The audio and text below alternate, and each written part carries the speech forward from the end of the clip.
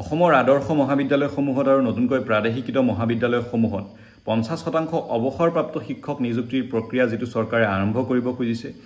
তাৰ আমি তীব্ৰ বিৰোধিতা কৰিছো আৰু চৰকাৰক এই প্ৰক্ৰিয়াটো পুনৰ বিবেচনা কৰিবলৈ আমি আহ্বান জনাইছো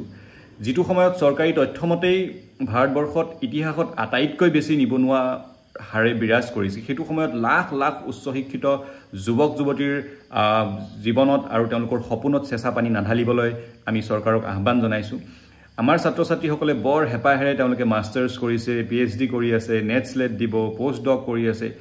বৰ জীৱনত তেওঁলোকে সফল হোৱাৰ তেওঁলোকে উদ্দেশ্য লয় এই উচ্চ শিক্ষা গ্ৰহণ কৰি আছে গতিকে এই আদৰ্শ মহাবিদ্যালয় বা আন নতুন চৰকাৰী প্ৰাদেশিকৃত মহাবিদ্যালয়সমূহত যদি 50% অৱসৰপ্ৰাপ্ত শিক্ষক নিযুক্তি দিয়া প্ৰক্ৰিয়া লগতে 3 বছৰৰ কাৰণে কন্ট্ৰাকচুৱেল শিক্ষক নিযুক্তি দিয়া প্ৰক্ৰিয়া চৰকাৰে আগুৱাই নিয়ে তেনেহলে আমাৰ উচ্চ শিক্ষা গ্ৰহণ কৰি থকা ছাত্ৰ ছাত্ৰীসকলক এই সিদ্ধান্তই কিন্তু হতাশ কৰি তুলিব উচ্চ শিক্ষাৰ প্ৰতি আমাৰ ছাত্ৰ ছাত্ৰীসকলক উঠি অহা আমাৰ যুৱ প্ৰজন্মক কিন্তু বিমুখ কৰি তুলিব গতিকে চৰকাৰক এনে ধৰণৰ হঠকাৰী সিদ্ধান্ত নলবলৈ আমি আহ্বান জনাইছো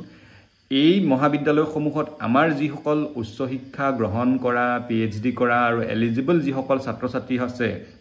এই নৱপ্ৰজন্মৰ ছাত্ৰ ছাত্ৰীসকলক চৰকাৰে নিযুক্তি দিয়ক চৰকাৰে বিভিন্ন দিশ বিবেচনা কৰিয়েই এটা অৱসৰৰ বয়স ধাৰ্য কৰে গতিকে আমাৰ যিসকল শিক্ষাগুৰু অৱসৰ হৈছে তেওঁলোকে পেঞ্চন পাব বা তেওঁলোকে